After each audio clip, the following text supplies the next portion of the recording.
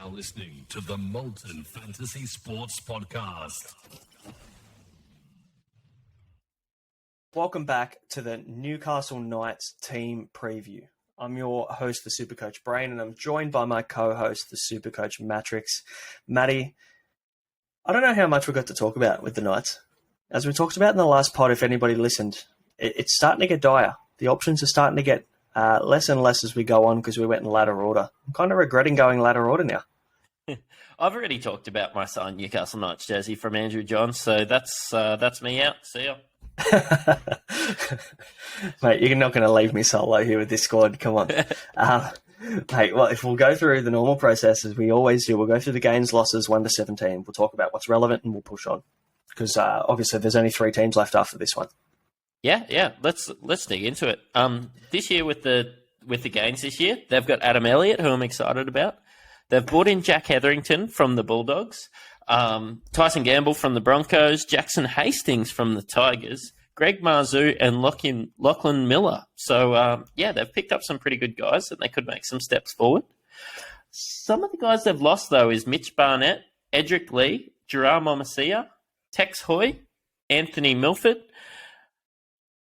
Pasami Saulo, Jake Clifford, David Clemmer, and Chris Randall. Mate, you skipped Sawaso Sue there. Yeah, did you skip him for a reason?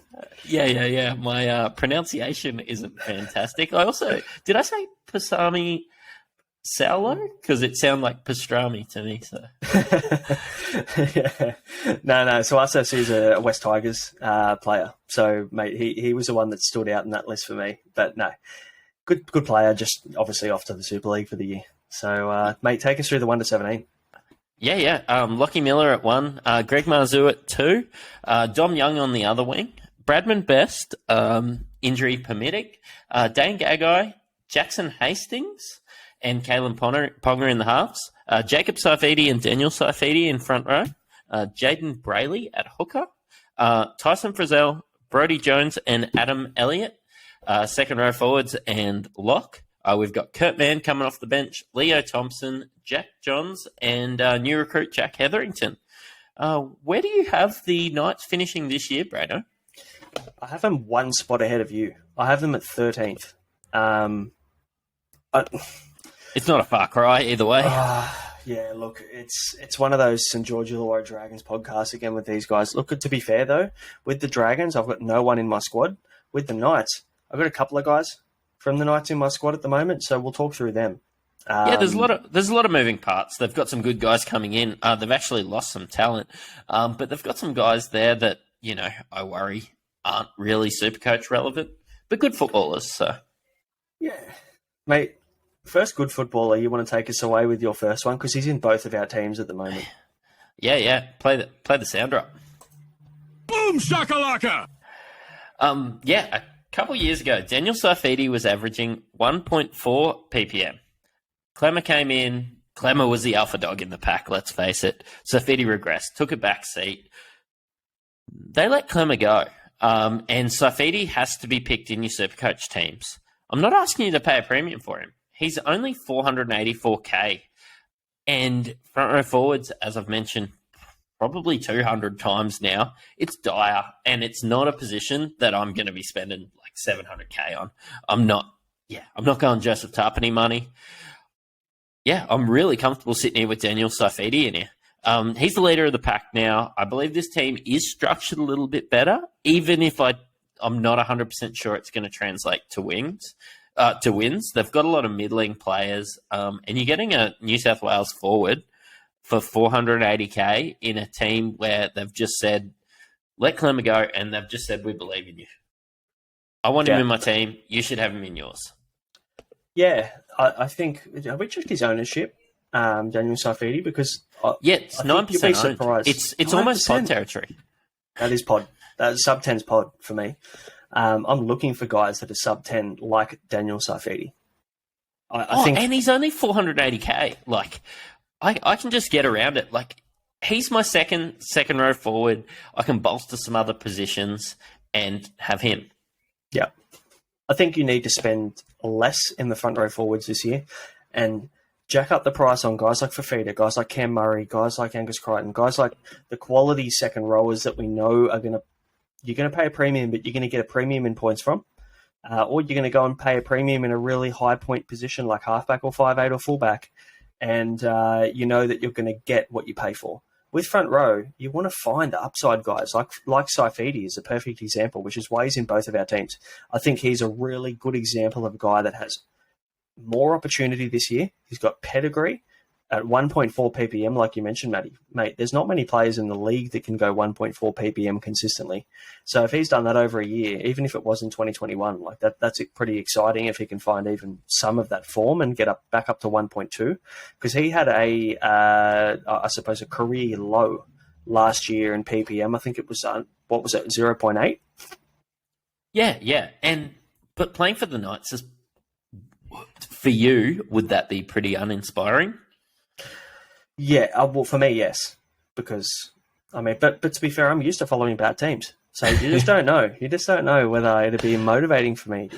This could be exciting. Yeah, but they also had Clemmer in front of him. They've just said, they've spent the money. They've got some guys in. They've said, Saifidi boys, can you run this pack? I'm just looking for him to make steps. Maybe I'm looking for the upside, but he's not going to be worse than 48. Like, you're not going to lose money on Saifidi. If you need to change him in 5 weeks' time because he's doing exactly the same as what he does every year, have you really lost? No, you haven't. He can't go worse. There's no way in the world he can go worse. I think you've got to look at these positions and go, okay, is this guy going to get worse for me? Am I going to lose cash on this bloke? I can guarantee you, if you lose cash, you can come to me and you can hit me up and say, you owe me the money that Daniel Saifidi's lost. Because I'm pretty confident that there's no way in the world he goes backwards. And we also need to keep in consideration here with the Knights. They've got the bye in round 10, 14 and 19, but their first 3 rounds are the best 3 rounds in the comp. They've got New Zealand Warriors, they've got West Tigers, they've got Dolphins. 1, 2 and 3. So I know that doesn't translate too much to the props and to the bigs that are doing the work in the middle, but are they going to be able to make easier meters? Are they going to be able to get through with those attacking stats in the middle? There's a good chance they will against the worst teams. So I like the Knights' first 3 rounds. It's very enticing. Yeah, we're going to get a good look at them. We're hopefully going to get a price rise out of them.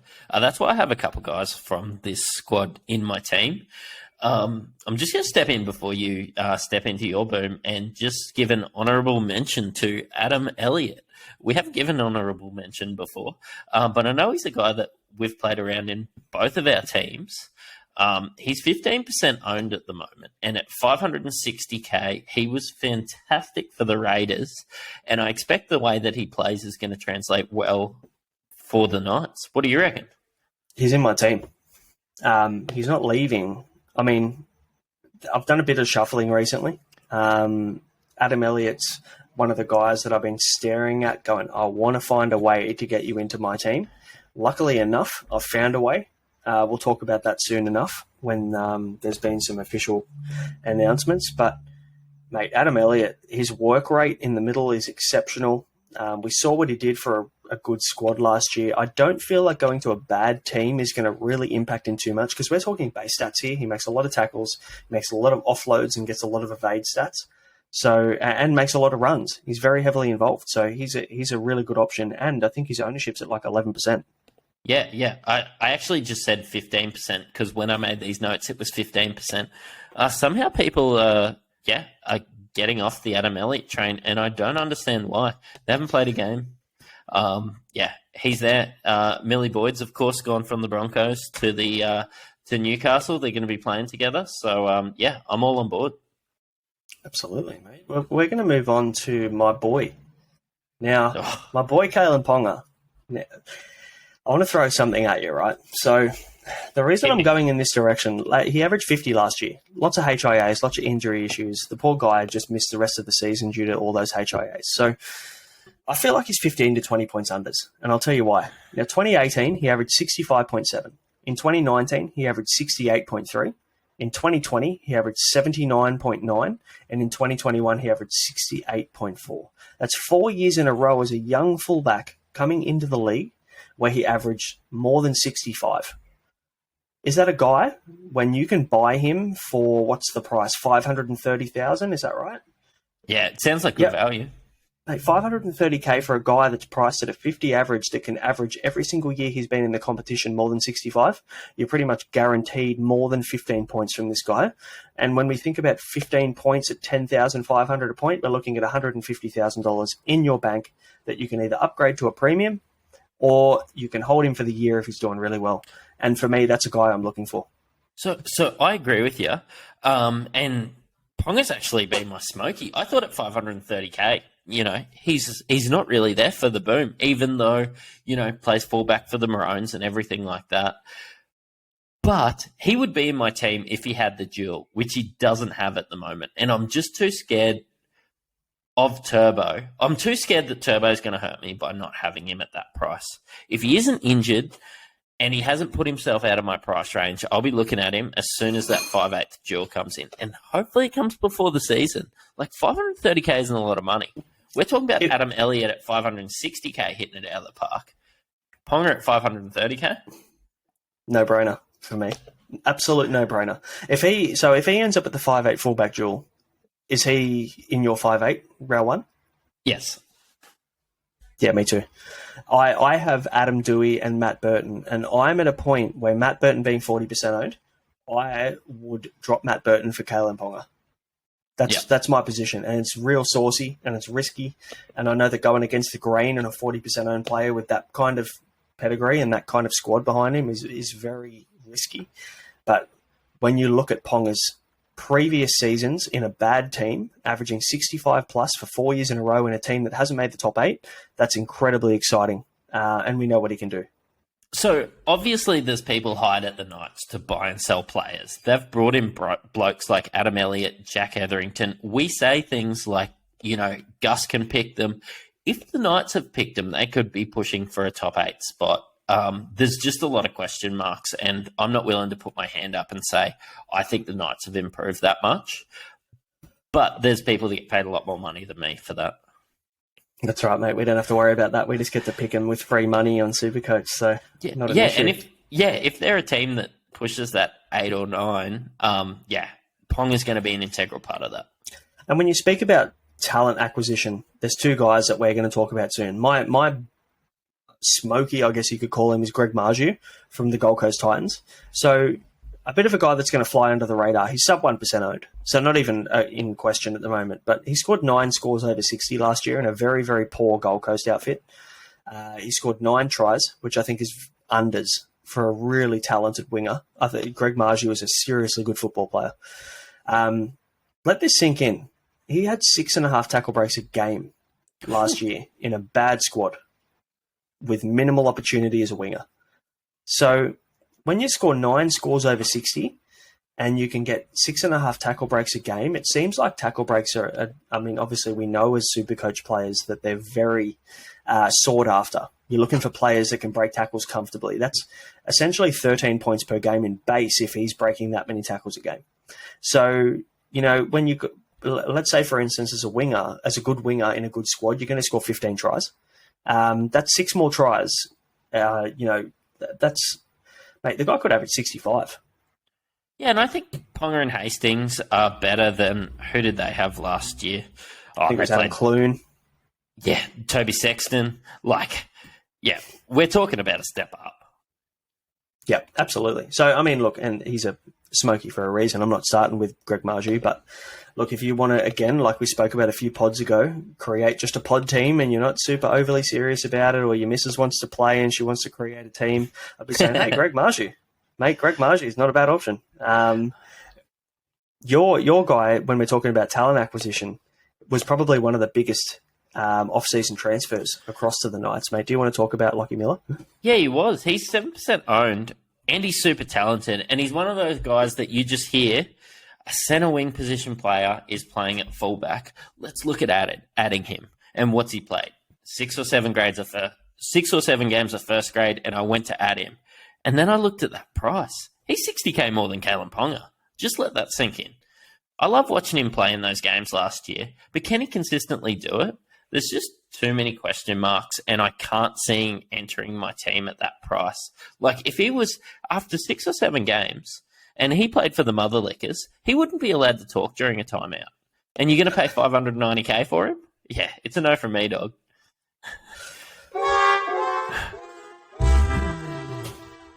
Yeah, mate, if you can't get a word in the timeout at the Motherlickers, you know that you're probably not going to get a word in at the Newcastle Knights during halftime. Yeah, no. And 7% of people have him. Like, I just think that's insane. There's so many better options. Brian To'o is $20,000 more. Like, he's priced at 2 average better than this bloke. Yeah, no. that's crazy when you put that in comparison. It's that's terrible. Crazy. Yeah, another terrible player. And I don't mean to be overly rude, but mate, Brodie Jones. If you're looking at Brodie Jones, you're probably missing a few brain cells. The reality is that Brodie Jones is going to play 80 minutes on the left edge, and the problem is he's going to suck a few people in that aren't aware of the way that Supercoaching is scored and haven't played Supercoach much in the past. Now, Brodie Jones last year and has a career average, mind you, of 0.6 points per minute. Ugh. So even if he plays 80 minutes, right, he's going to score you probably no more than 45 points, 50 points, absolute max. There's way too many other good mid-range options in than Brodie Jones.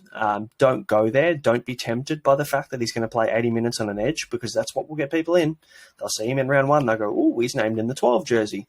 Oh, there's a 3-forward bench. Oh, there's 2 middle forwards on the bench. Oh, hang on a second. There's a chance that he might play 8. Just don't do it. It's not worth doing. The guy doesn't have the work rate. He doesn't have the PPM. He doesn't have the ability to be able to be too impactful on a poor team. So you need to pass on that one. And I'd be a better chance of hoping that Brodie Jones is going to miss out and Jack Hetherington's going to be worth a look. And he's my cheapie. He's dual position, $266K. Like, wouldn't you just be spending that money on Jack Hetherington, who they've signed because they wanted him here? There's so many moving parts in this team that we don't really know where we're going to end up. But the fact that during other years, Jack Hetherington has had 0.8 ppm, whereas Brodie Jones had a career average of 0.6 ppm, and he's cheaper, who do you want? Jack Hetherington. And if he gets the minutes, he's going to be in my team as well. And you know the best part about Jack Hetherington? He's an absolute loose unit. And I love a loose unit in my team. You reckon he'd be good on the Bolters? He would be. You know, he wouldn't have Captain Sensible either. He'd be straight to the Hazies. There would be no doubt. My brother-in-law actually drunk all mine, so I'm on the Captain Sensibles because we bought a carton of them a few weeks ago. So I'm draining the fridge. We're going to get back up to the XBAs. Mate, it is a school night, so you do need to be somewhat responsible when you're on the pod as well. You know, got to look after the people. Yeah. You don't want to be double parts. You don't, mate. You're going to have to get rid of that whiskey. Mate, hot take. Wrap us up. We both have you got a hot take for this team, or is it just me? No, it's just you. Lead the way. Mate, I reckon Kalyn Ponga scores more than 70 average this year. Whew, I've already sold you on it. I've already talked to you about why I think that Ponga is going to have a bigger year based on premium option, based on the fact that in the past he's done it. He's done it well. He's done it in a poor team. That's my logic. I think that he has a breakout. I think that 5'8" is the right position for him to be in. I think they experimented a couple of years ago and he was poor there because he didn't, train in that position for the full preseason. They didn't really give him an extended period of time in 5'8" either. They thought, 2-3 rounds, this isn't working, back to fullback. They're going to persist with him for the full year at 5'8" this year, and I think he's going to come good. It'll take him a while, but I think he's going to come good. Yeah, and the big call for that is he's there so that he doesn't get as many HIAs. And him playing football, if he plays 28 games for the year and gets that duel, he's in my team too. No brainer.